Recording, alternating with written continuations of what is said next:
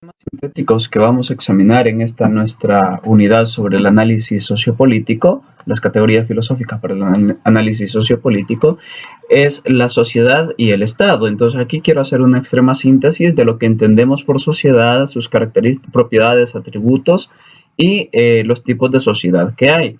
Después quiero que veamos los principios y valores que rigen la vida social. Después, finalmente, vamos a examinar el Estado y sus funciones. Entonces, en este esquema sintético quiero presentarles el tema de la sociedad. Comencemos. Lo primero que tenemos que saber es un punto de partida que el hombre es social por naturaleza. De hecho, venimos al mundo en el seno de una sociedad, al menos la sociedad familiar. Eso hay que tenerlo bien en cuenta.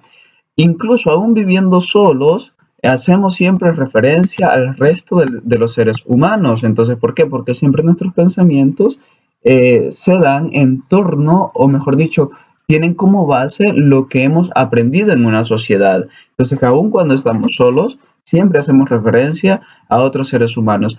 Luego también nosotros somos los únicos seres capaces de fundar sociedades libres, las sociedades naturales y sociedades libres, la familia, una empresa, por ejemplo. Entonces, la primera idea que necesito que tengan en cuenta es esto, que el ser humano es social por naturaleza. Luego, dicho esto, debemos de entender cómo se explica el fenómeno social. Hay dos grandes posturas para explicar el fenómeno social, los colectivistas y los individualistas. Los colectivistas sostienen que la sociedad existe por encima de los individuos, que es el bien supremo. Y aquí tienen lo que hemos venido estudiando como socialismo o comunismo.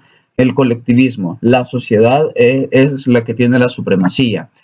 Por contraparte están los individualistas que dicen que la sociedad en sí misma no existe, que lo único que existe son los individuos, y esta es la tesis que sostienen los de corte liberal capitalista. Entonces, que lo único que existe es el individuo y la sociedad no. Por eso, de hecho, si ustedes se dan cuenta, el capitalismo prevé siempre que se dé la preeminencia, que se dé siempre el bien del individuo, de los empresarios, por ejemplo, o sea, solo de unos y no de todos, no de la sociedad. Ahora, hay una nuestra postura, esto lo que tienen acá abajo. Entonces, ¿cuál sería como nuestra postura? Bueno, nuestra postura es que la sociedad es algo más que la mera yuxtaposición de individuos y también algo distinto de la simple conglomeración abstracta. Dicho en español, la sociedad es una realidad que perdura en el tiempo aunque haya rotación de miembros.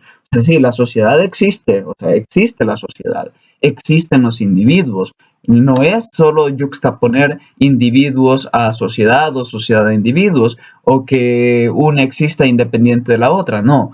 Primero son los individuos, recuérdense, el ser humano que siempre es un individuo, como lo vimos en la segunda unidad, una sustancia individual de naturaleza racional, es ese ser humano unido a otros seres humanos que fundan sociedades. Entonces, no hay que entender la sociedad como meros colectivismos o meros individualismos. Ahora bien, ¿qué cosa es la sociedad? Definamos la sociedad. Luego de la misma definición salen las propiedades que tienen ahí a un lado. Podemos definir la sociedad como una pluralidad de personas unidas en una forma estable y duradera, cooperando para la consecución de un fin con un vínculo moral entre ellos. Veamos, es una pluralidad de personas, hemos dicho.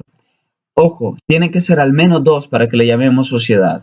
Una sociedad siempre se funda cuando se trata de sociedades empresariales, al menos sobre dos personas. Entonces, es una pluralidad de personas. Esta es la primera nota característica, la primera propiedad. La segunda es que están unidos de una forma estable.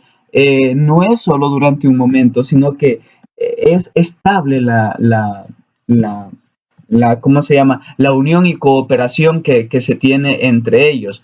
Cooperan para conseguir un fin común. Entonces, siempre hay un bien común que se persigue. Aquellos que fundan sociedades empresariales persiguen un bien económico. Aquellos que fundan una ONG, en principio se supone que persiguen un fin no económico, sino un fin filantrópico social. Entonces, cooperan por un fin. Y la última propiedad, y es importantísima esta, es que hay un vínculo moral que les une.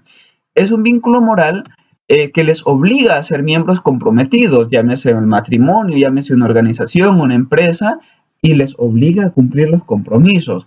Ese vínculo moral no siempre está escrito en algún lugar, sino que simplemente a veces se presupone ese vínculo. O sea, y cuando se rompe ese vínculo moral que les une, entonces se rompe la sociedad. Imagínense, en la casa, quizá en ningún lugar están escritas las reglas que nos unen, pero hay unas normas, hay unas reglas de convivencia. El matrimonio, que es una sociedad natural, de hecho, también tiene unas normas, tiene unas reglas que lo integran.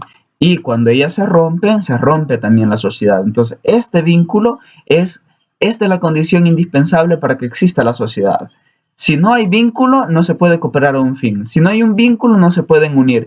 Si no hay un vínculo, no podemos establecer pluralidad de personas. Siempre se necesita esto, un vínculo moral que una a las personas. Ahora bien, dicho esto, hay que ver cuáles son los atributos de la sociedad. Los atributos son los siguientes. Primero, que la sociedad es un todo integral de partes integrantes. Es un todo integral, es una sociedad con partes integrantes, son los individuos. Es un organismo teleológico, telo significa fin. Entonces, la sociedad es un organismo que tiene un fin. Determinar cuál es el fin es la tarea de las sociedades. Por ejemplo, cuál es el fin de la empresa, cuál es el fin de la familia, el fin de la escuela, el fin del Estado.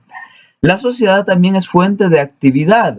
Las personas individuales actúan. Entonces, es una fuente de actividad, no es pasiva. Finalmente, la sociedad es sujeto de derechos y deberes que deben de cumplir los miembros que la integran.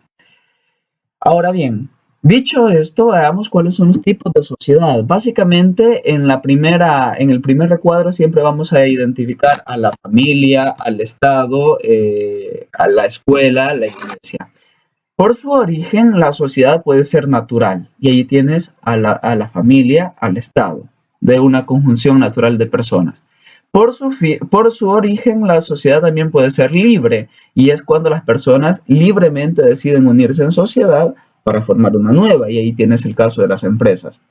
Por los medios de los que dispone, la sociedad puede ser perfecta o imperfecta.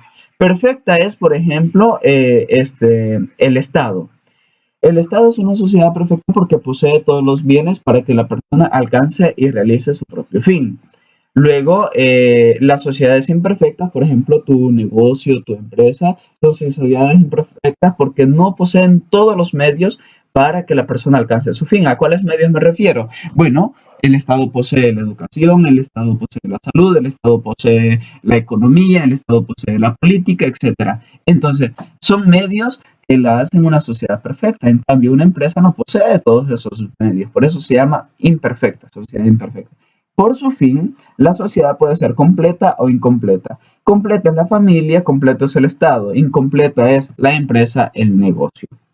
Bueno, estas son las notas características, las notaciones rápidas que necesito que tengamos en cuenta en la perspectiva de la sociedad.